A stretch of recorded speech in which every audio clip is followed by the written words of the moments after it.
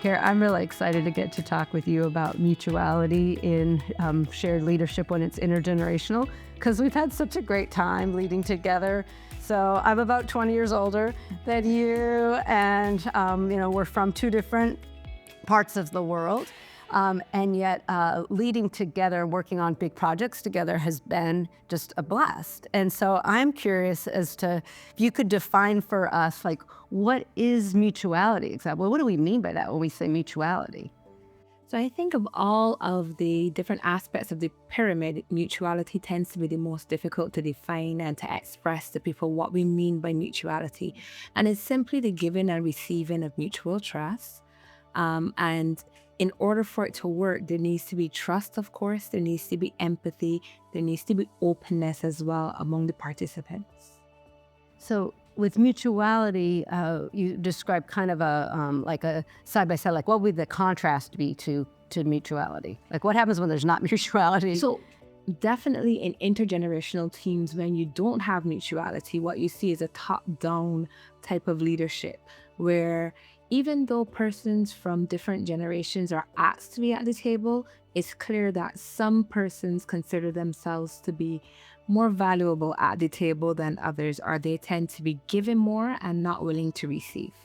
Yeah, I've experienced it too, where people will say like, well, I really want to have a younger leader as part of my team, but they're primarily viewing it as like, so they can do the harder work, or so they can do things I don't want to, or so that they can learn from me. Yeah. And so it seems like it's so significant that mutuality isn't about mentoring, though there is a lot of learning that happens along the way, but the learning goes both ways. Like I've learned so much being with you and leading with you and in the intergenerational team that we've built. And same here. Can you think of examples from the scripture that depict mutuality, either like its presence or maybe its absence? So definitely one of my favorite examples from scripture is the story of Barnabas and Paul. And we know that when Paul entered the scene in the book of Acts, he was previously converted from Saul, and he had been a threat to the Christians. And despite this, Barnabas still reached out to him, still went out of his way to be a friend to him, a colleague to him as well. And with that, then Paul would also have worked closely with Barnabas, and they worked closely initially in Antioch, then they were both sent out as missionaries. Yeah. One that comes to my mind also is Jesus's relationship with the Apostle John. So John was just a teenager. He was the youngest of all the apostles, but you can tell, like, even when he writes this gospel and describes himself as the beloved disciple, like he knew Jesus loved him. And not just that he was a disciple, but there's like real friendship there. And at the end, when Jesus is on the cross, he trusted John to take care of his own mother. And so I think like John's been receiving from Jesus, but John's also able to give to something that Jesus really cares about, the care of his mother. So that Jesus, did that kind of mutuality with a man as young as John. It's just beautiful. Yeah, it's a beautiful picture. Why don't you describe a little bit about like what you think when mutuality is functioning on a team, particularly an intergenerational team, like what makes it work? Like what are some of the barriers that have had to be overcome in order for mutuality to happen? So for mutuality to happen, things like pride need to be overcome, and persons need to be open, and persons need to see value in what each individual brings to the team. I think a very, very good example of an intergenerational team with mutuality is our program team. And realistically, the first time I would have met Ramez was when he was a Bible expositor at Urbana 2009. And then I had the opportunity to work with him as we planned the Lausanne Generations conversation. But I never felt, even though he's older than me, he's more experienced than me, he's given all of these talks all over the world, that he did not listen to me or he did not care about what I had to say. And the same thing with you, because you've worked for so long in scripture engagement. It has been beautiful to work with you guys and to be seen as valued. I remember that quite clearly, actually, when you and I were co-leading the scripture sections of that smaller conference. And even though this is like area of expertise for me and, have led in it for a long time, to recognize your passion and your ability, and then to see like the ways that you have worked to explain well this inductive method in your own context. And then we were able to we brought some of my training into our, framework, but we brought some of your training in too. And so, so that, for me to not assume like pride in my expertise, but to recognize somebody with a common heart, and then what is it that you can bring? Let's talk a little bit on the negative side. Like, what does it feel like? I'm sure you've experienced this as a younger leader, where you've been, in one sense, kind of brought into the room, but when mutuality isn't present. Can you describe that a little more? So unfortunately, in some instances, younger leaders are brought into the room to be a part, but what you bring to the table is not valued, or your thoughts or your opinions, your experiences are not valued.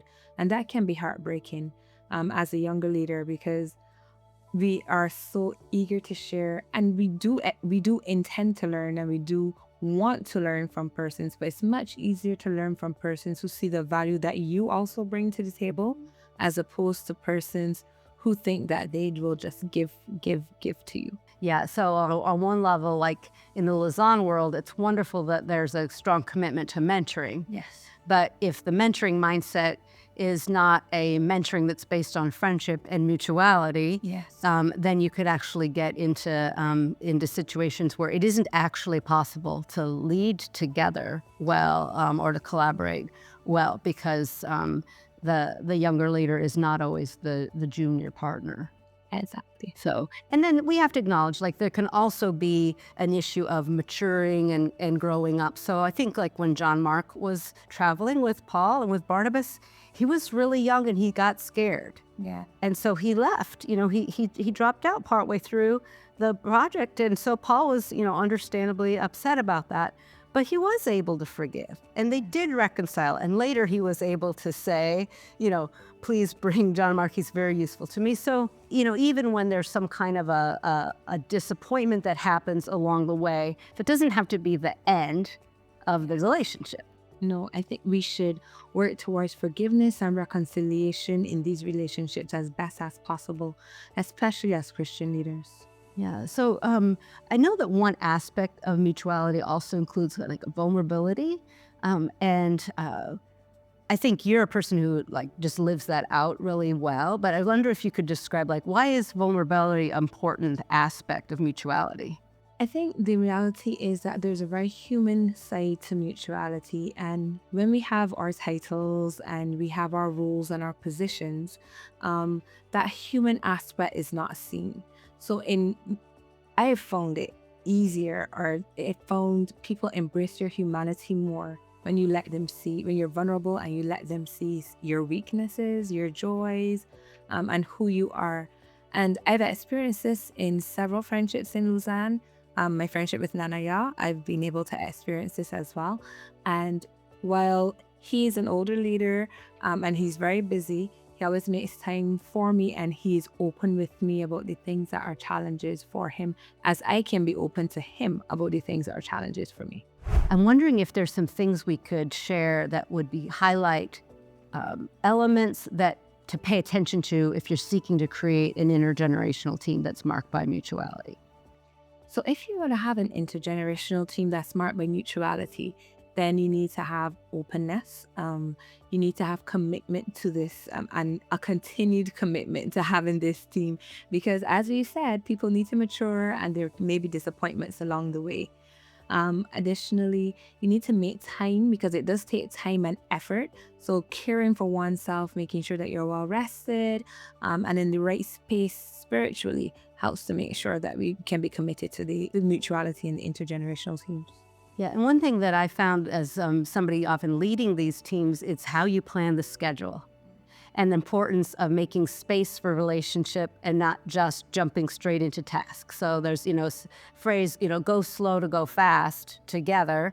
So you got to establish that trust. I think that's part of why our team functions so well. It's like we had a lot of trust. We'd spent, 3 days together. We had, done fun things. We'd heard each other's stories. We'd studied scripture. We'd prayed. We'd, met your parents, etc. It's that creating the space for establishing relationship and trust first. Then it makes it more possible to discover what people's even gifting is, and then work together, creating whatever the project is God's called you into. Yeah, definitely.